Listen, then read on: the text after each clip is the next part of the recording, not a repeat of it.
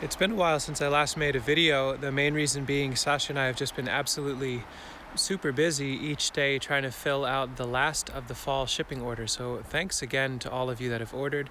Hopefully you all got your plants in good, healthy ways and they're settled in the ground. And so now we can switch back to making some videos and doing some fall catch-up. So I thought today what I would do is spend a little bit of time in that structure, the cattle panel Hightunnel, and share with folks what it looks like in there after a pretty intense cold snap.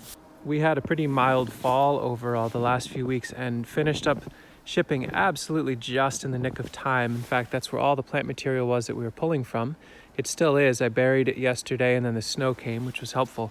But we got a nice little snap, went well below freezing, down into the mid-20s. Today it didn't go above freezing, and tonight it will go down into the very low 20s. And what I thought would be fun to do, a lot of you are familiar with the cattle panel Hightunnel. I've got a whole playlist, which I'll link to here. And this is a structure that cost $1 a square foot to build. Made it about 5 years ago now. It's held up incredibly well. 4 cattle panels and some scrap black locust lumber. Nice offcuts of UV stabilized greenhouse poly. And late September, I had a visit with my friend Eric in the Hudson Valley, who's an amazing farmer and got lots of transplants. And we got them settled in just in time for them to start growing. And my gosh, on a cold beginning of a winter moment with all that white snow out there, this sort of color is just lovely.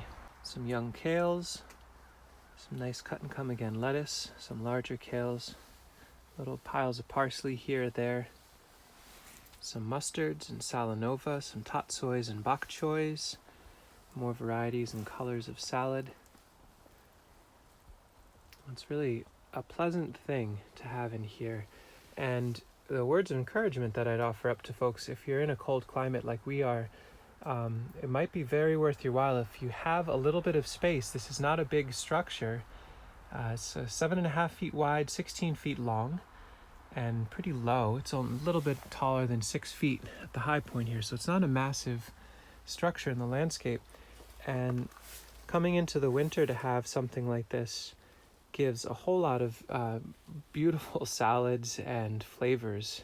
Knowing that it's going to be real cold again tonight, it mellows out after this. But I want to get these plants securely through this cold snap. I'm revisiting this compost pile in the corner. This is the southwest corner of the Hightunnel.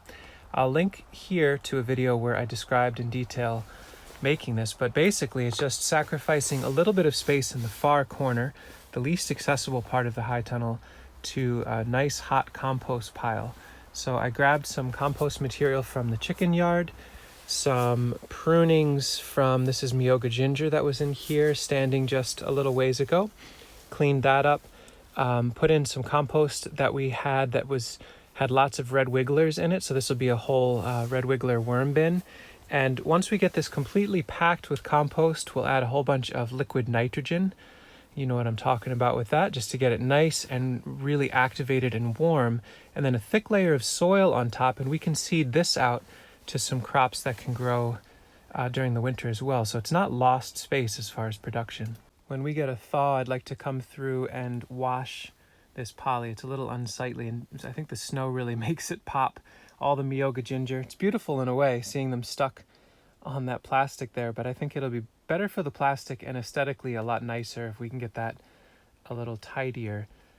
But pretty amazed this is coming into the 5th year and this greenhouse plastic is still working. Originally, we bought this through A.M. Leonard Poly Remnant sale. I just searched for that recently and it didn't seem like they still offer it, but maybe you want to look online for remnants of 6 mil UV stabilized greenhouse plastic to skin whatever sort of season extension you work with before you buy it brand new in whole sheets. One thing that I've been so thrilled with this fall, a lot of these are transplants. You can see, well, there goes a little bit more snow, so a little bit more light. You can see the spacing. I put them awfully close because the idea is we want to incentivize. We'll make a big salad for dinner tonight and we'll cut back any leaf that's blocking something below or right next to it. And we really want complete coverage of the soil in here. But what was really a nice surprise is that, for example, in between all these salads, I'm seeing There's little mosh starting up in here, and some claytonia or miner's lettuce, which has grown in the past. It makes a ton of seeds. It's a real great winter green. Now, it wasn't a design on my part. It's simply, in some ways, call it lazy or call it loose, whatever, is miner's lettuce will fill this whole space out in the winter. We don't pull them necessarily in the spring, so they're able to drop seeds back in. And what we're left with is this fortuitous scenario that anywhere there's a tiny gap in between arugula and lettuce and mustards is now another layer of greens below. Something to keep in mind for us to do intentionally in the future, or continue to be loose about letting plants drop seed and continue on in here. In fact, in between lettuces, we have some weeds of other types of lettuces. I can live with that. Lettuce with lettuce on the lettuce. From a nursery standpoint, there's some fun weeds, quote unquote, that happen too. I think what happened is last year I must have dropped a pawpaw over here, because it's basically 5 or 6 pawpaw seedlings roughly in the shape of where pawpaw fruit was. And so I just have to remember in the spring when we go to ship miyoga ginger to dig from here first so we can get pawpaws out and some miyoga. I need to get these apple seedlings. They probably shouldn't grow forever in a walkway, but by letting them be in here this winter, they can have a nice, healthy, relaxed winter, and in the spring we can move them on and either graft them or just plant them outside. And chipmunks come in and decide what they want too, so in this case we've got a hazelnut that's gone dormant for the winter, completely compatible with having mustards and lettuces all around them. Once we're finished harvesting these in the spring, we can dig this hazelnut up before we clean this bed and get it ready for spring starts for transplanting. Thanks, Chipmunk, for another nursery plant. And how this 3-foot redbud got in here and grew without us noticing, I couldn't tell you. I probably could. I could tell you that we saw it and thought it was beautiful and left it. That'll be another one that gets dug up before the spring season. But completely compatible. There's a couple of persimmons, there's more pawpaws, probably a chestnut or 2 in here. We'll scoop them out before things get underway in the spring. So this structure, after I've built them a few times, I think I could probably build one of these in an afternoon at this point. Again, it costs about $1 a square foot. This structure cost $150 or so for mainly new parts. It was off-cut UV stabilized greenhouse poly. Please do not just buy cheap, clear contractors plastic from Lowe's or Home Depot. That stuff falls apart and it's miserable. 5 years later, this definitely paid for itself in many, many ways, many times over.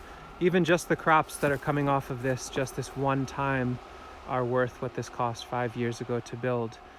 We'll keep evolving the compost pile in the back. We may build another one on the outside to really keep this space warm. It's not critical. These plants can coast at this point, and we can put a blanket over them if it gets super cold, but I like the idea of extra nutrient in the air, worms moving through the beds and all the like. One fun thing, then I'll shush up and get down to making a salad here.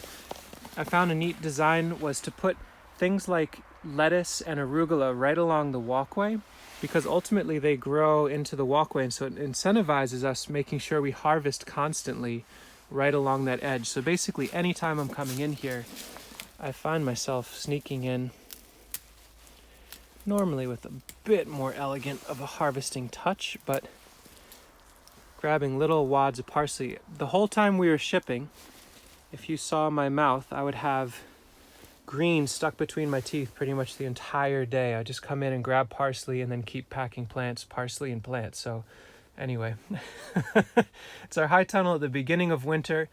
Good cold snap out there, and these plants went right through it, no problem. I hope wherever you are focusing on growing more nutrient-dense things as much as possible, or allying with folks in your neighborhood. Now that we're done with shipping, I definitely plan to make a ton more videos about our chicken composting operation and other experiments. Hope you're all staying warm where you are. Or cool if you're somewhere much warmer than we are. Anyway, thanks for watching. Thanks for being patient while we got through the shipping season. And thank you again to all of you out there that have ordered from us. And I'm sorry for those of you that weren't able to get what you wanted. We're a tiny nursery. We're trying our best. We'll keep expanding as we can. We also have to focus on growing the food we need too. So thank you for your patience and your support, and we'll talk soon. Take care.